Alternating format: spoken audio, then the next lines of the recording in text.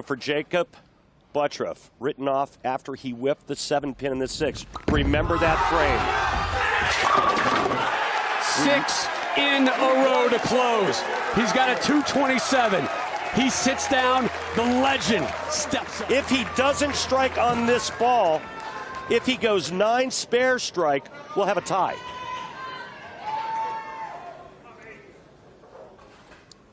It's been here before. For Fagan. In 2009, Belmonte made his first TV show at the Bowling Foundation Long Island Classic. It was his first PBA telecast. Needed for the 2 seed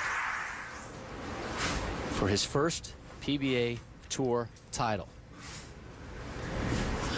One of your best. That was one of your best. It's one of your best.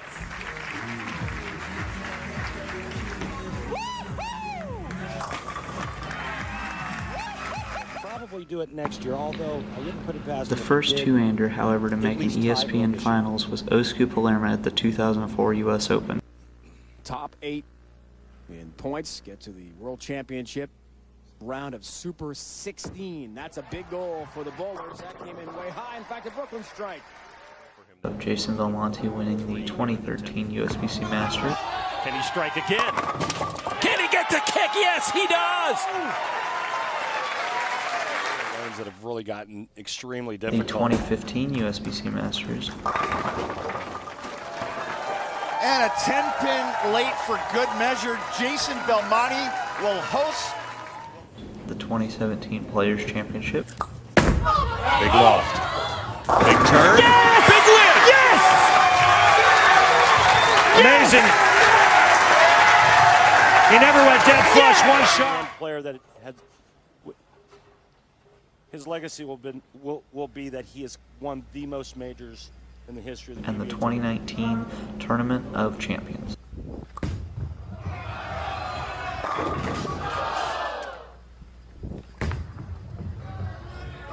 Yes, Skinny Jeans, he's got it! Yes! Yes! Number 10! 10! The leader of the two-hand revolution is now on your Mount Rushmore professional bowling. With Belmonte coming onto the scene in 2008 and Osco in 2004, all they have done is shape the youth program. take it.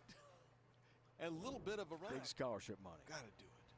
Here he goes for the 300. Solomon! Here we can see Solomon Solomon, Spencer Rowarge,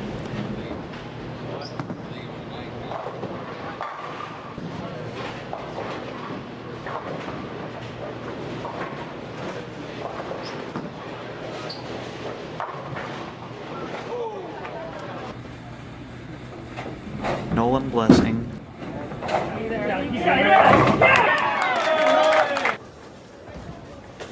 and Julian Salinas. Great bowlers to watch. They get so focused. Pete Weber was the son of Hall of Famer Dick Weber, and he didn't leave anything in the bag, winning the U.S. Open 5 times and winning a total of 37 national titles. He is still active on tour today, and at any point could win another title or 2. On television. As we mentioned before. Yeah! 10-pin, help! One, I'll tell you. B. Weber's got a strike. See, that's what. And he looked right over. Yeah, he's gonna. Right.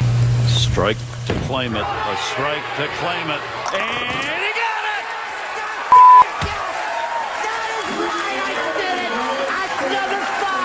it! Chris, with a strike here, Earl Anthony can go into the $1 million bracket. In fact, he'd be 12,586 beyond. He won 43 titles in all. Earl has struggled on this lane. He needs a strike to win.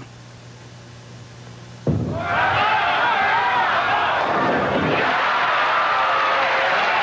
at his reaction. You will seldom see that. Earl has always been known as the Robot, and actually in the 1984 Masters telecast, his graphic stated he was the Earl. What an adjustment. What you want to do is hit the 2-5 right on, flush on the right there, and have the ball carry the 8. Jason Belmonte was going for his record-setting 11th major title. He was going to need a strike and then another mark. legendary strike. Not one single emotion came out of that man's body. It was there. Amazing guy. Here is Jason Belmonte's 2017 World Championship victory.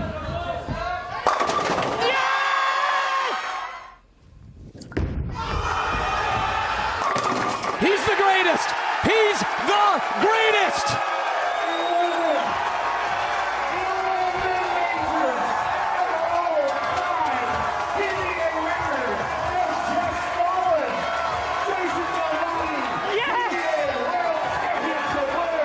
You have made personal history in the past. You've hit milestones. You've shared with other people and other players. But today, you make history. You set the bar. 11 majors. What does that mean to